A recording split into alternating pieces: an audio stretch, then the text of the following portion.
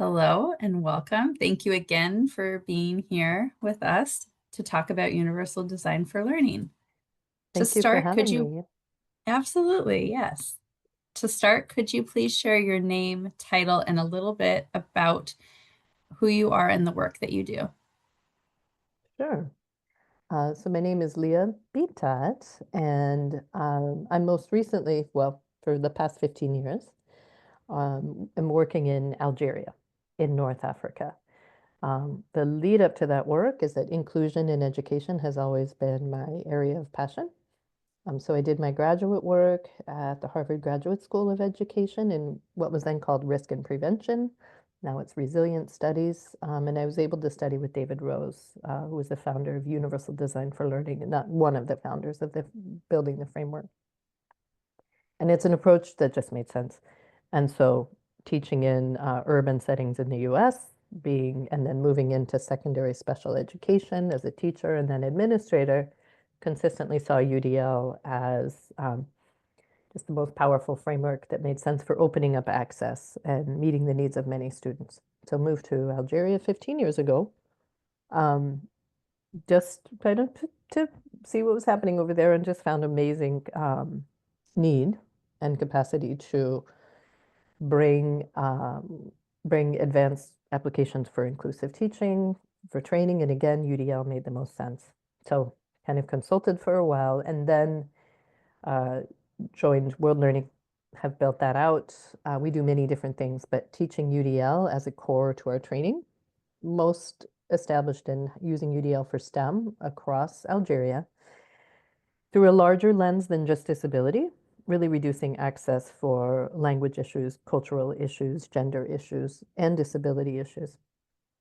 And after doing that for 8 years, said, let's build a school to be a model, proof of concept of that when you apply inclusive practices to the can be very rigid and strict state curriculum, national curriculum, you still can create inclusive environments. So wearing those two hats now, running World Learning and doing wonderful educational development work across Algeria, and then running the Ores School, where we have 250 kids, pre-K through 12, 18 different nationalities, but mostly Algerian, and really enjoying proving that you can reduce barriers to learning, especially using UDL.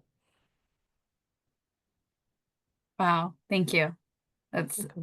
amazing work that you're doing. I'm Thank excited to you. hear more about it.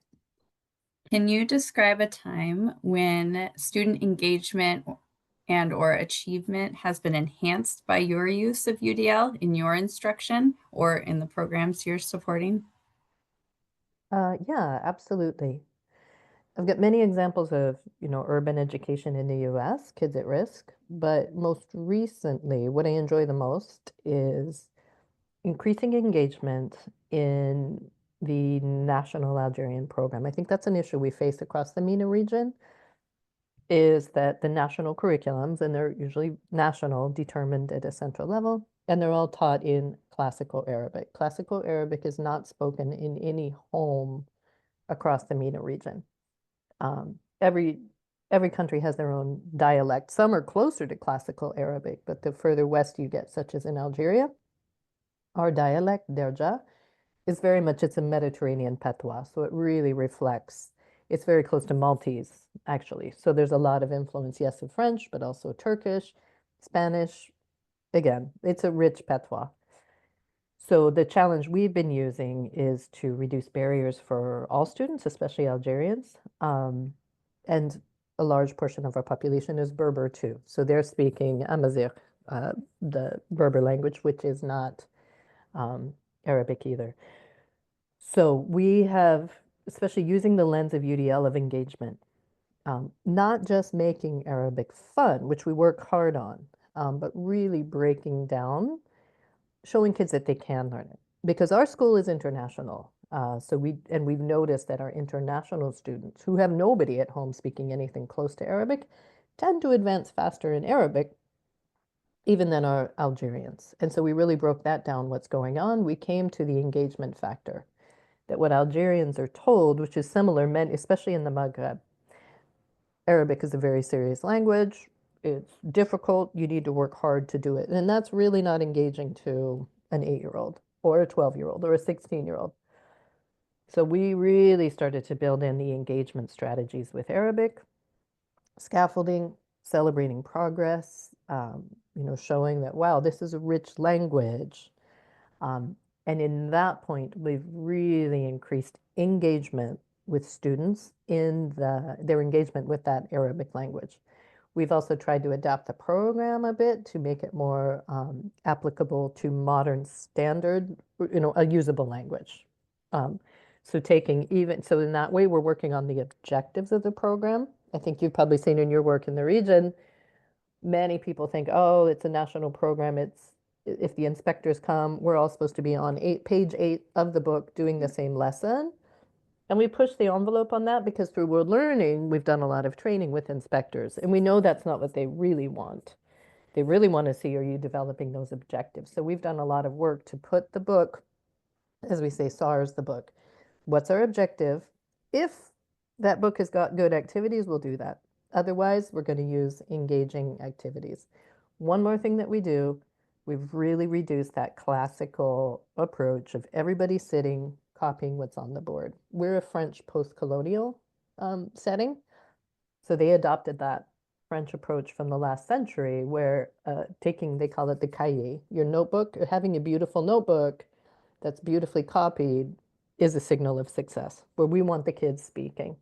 So again, we've taken what is the objective? Students will master, students will be able to do what?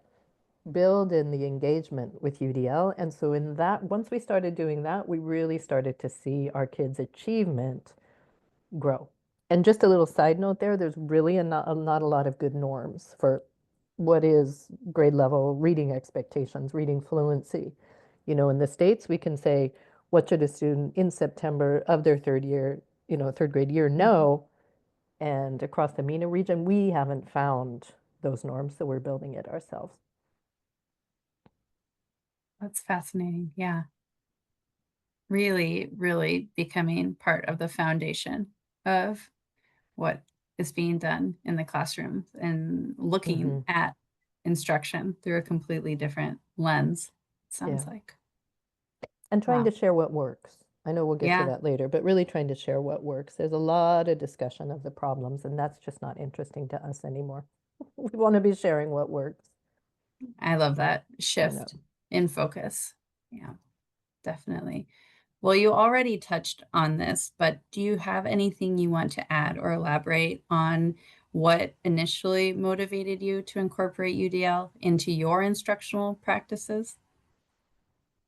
I think for me, again, it resonated with my experience. I didn't mention this, I'm from a small town in Alaska. Oh, Um, wow. and yeah, and in Alaska, we've got our indigenous First Nations, large population. And I just sensed that, hang on a minute, we're a small town, we all grew up together.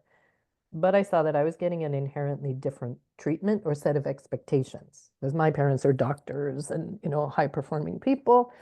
And when you play with kids on the playground, you can tell they're smarter than you are.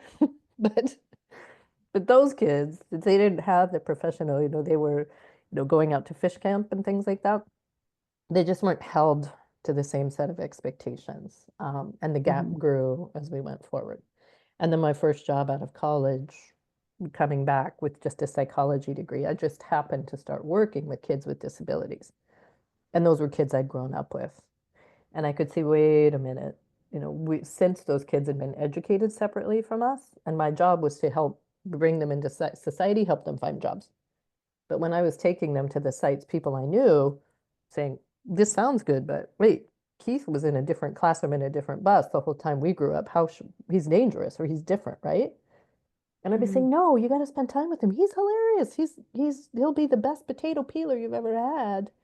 But I saw just that different set of expectations in different settings created a mhm, whole different plane for people, the expectations. So what I found is in that small town, going in and advocating for teachers to follow, IDEA's first iteration.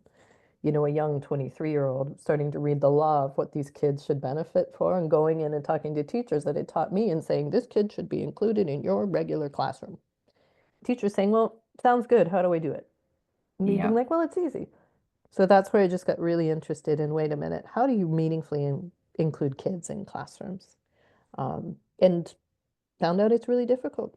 When I started teaching myself, Mhm. said, wait, yeah, this isn't easy. You can't just do it. So learning UDL was the framework that resonated for me. And so with me tinkering with it and seeing that, wow, this Mhm. works, that's where I got interested in sharing with other teachers. Here's some concrete examples of what can actually work. Yeah, kind of the bridge. You had Yeah, somewhere you wanted to be and you had a problem, and it was how you got to that yeah, solution. I yeah. think that's great. Thank you for sharing the personal story as well. It's so helpful to hear where people come from and what led them Yeah. to the work they're doing. Well, and I think now that I train teachers, I think we've seen now that if you start with the right mission and mindset for a teacher, you can build the technical skill. And a Hmm. teacher with a good mission and mindset is going to stay up late looking at Pinterest and looking at, doing self-teaching. Whereas if a teacher Hmm. doesn't have that inclusion mindset or mission, you can give them all Hmm. the intensive training that you want, and they're going to keep finding excuses for how it doesn't work. Right. Which leads us pretty well into our next question, which zooms a little bit out, like you're doing. And I'm wondering if you can share what conditions in the schools you've worked in, the programs you've worked with, what conditions have supported your efforts to use UDL aligned instructional approaches? Well, if I go back to my time in the US public systems, I was a special ed coordinator for secondary programs in Colorado, in two different districts, one kind of suburban high performing and one urban. Um, and I actually found, I mean, I think we know special education in the US can be very legalistic, kind of just trying to avoid a lawsuit. Um, and I found one of those districts, the larger urban district, had more of that mindset. How do we avoid problems? Whereas the Mm. district that was much more interested in outcomes for all kids, tracking their outcomes, and avoiding lawsuits in that way, but avoiding lawsuits by showing, wow, we're Right. reaching our milestones.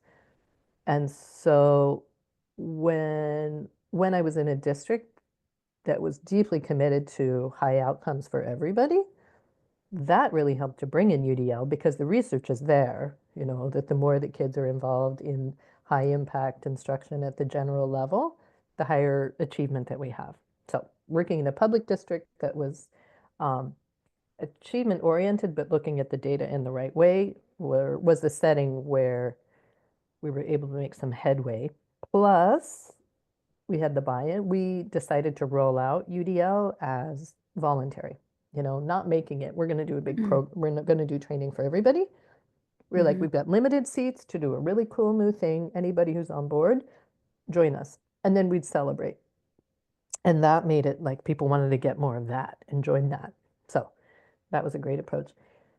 Moving overseas, doing development, um, what is what we've seen is a natural effect of UDL, and that helps with our world, right, of getting those grants and that grant funding, is that using UDL and experiential learning in the actual training of teachers is such a transformative experience for them that they're suddenly completely bought in. They're suddenly like, what?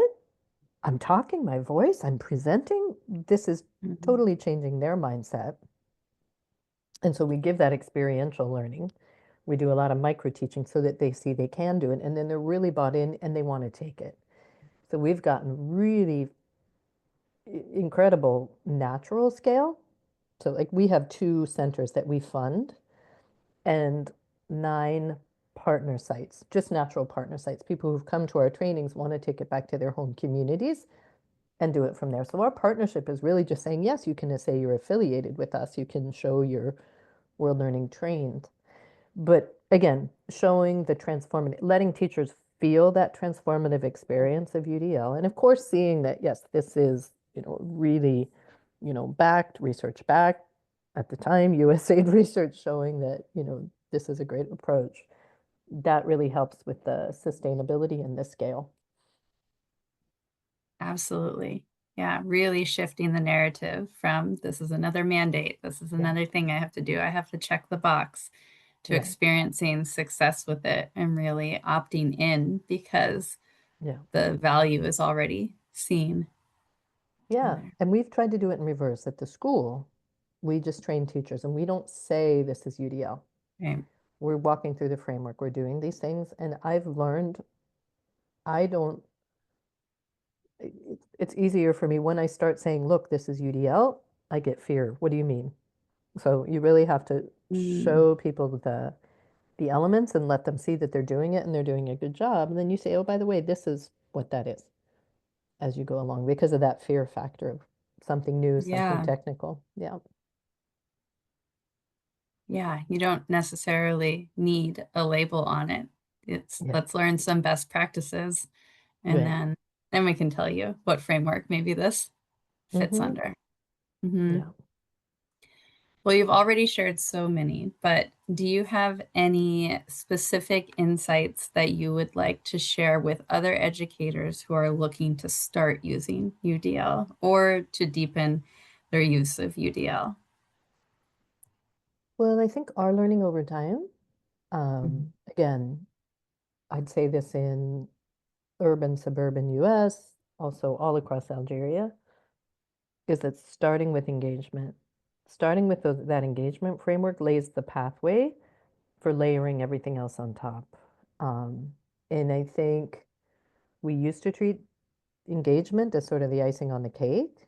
And it's true, when we adapt for participation and representation, those are powerful as well. Mm. But we really see that extra acceleration of kids, like you've really primed the motor if we start thinking about engagement, because that really helps set the tone for everybody in that classroom.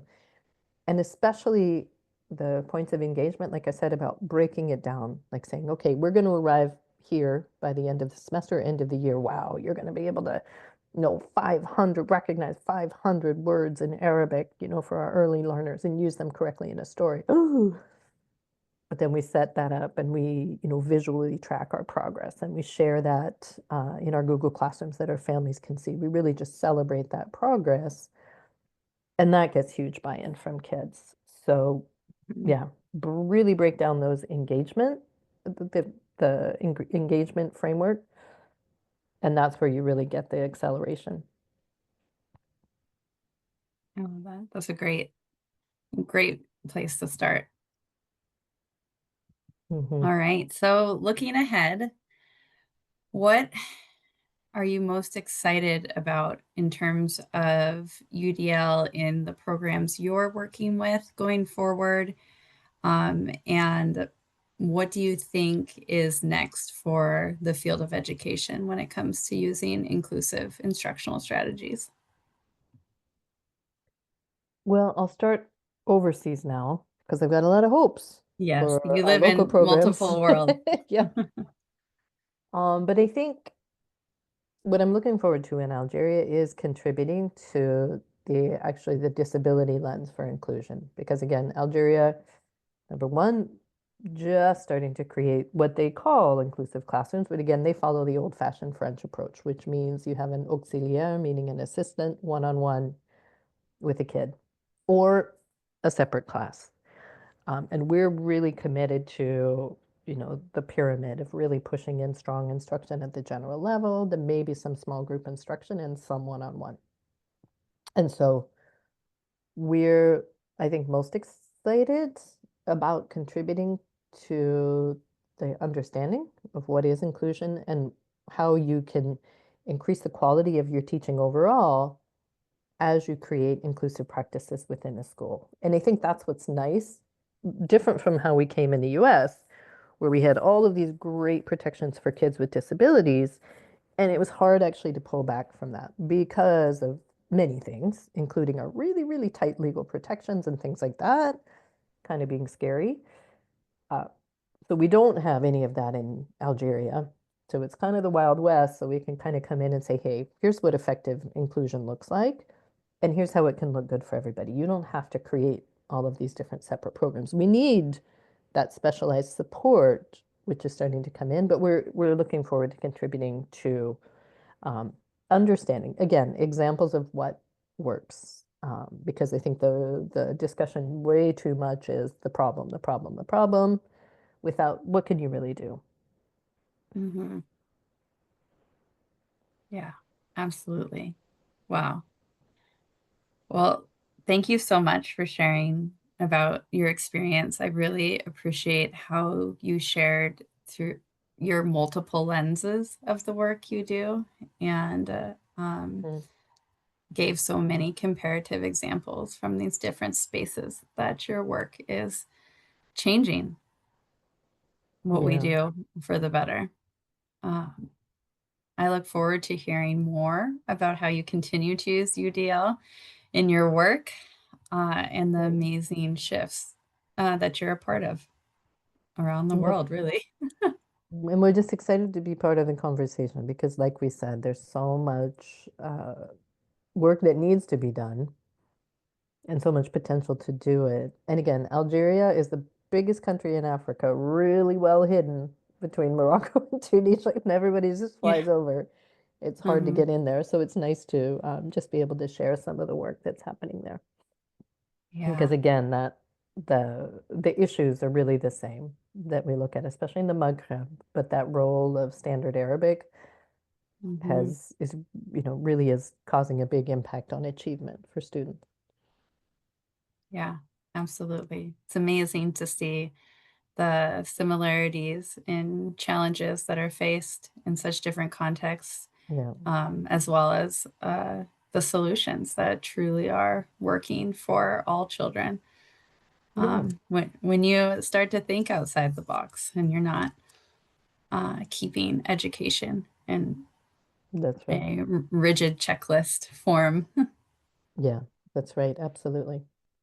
Absolutely. So I thank you guys for the work that you're doing too. It's great Mm, to gather stories about what's happening and what's working. absolutely. Thank you for saying that. Yeah. All right. I think we can wrap up.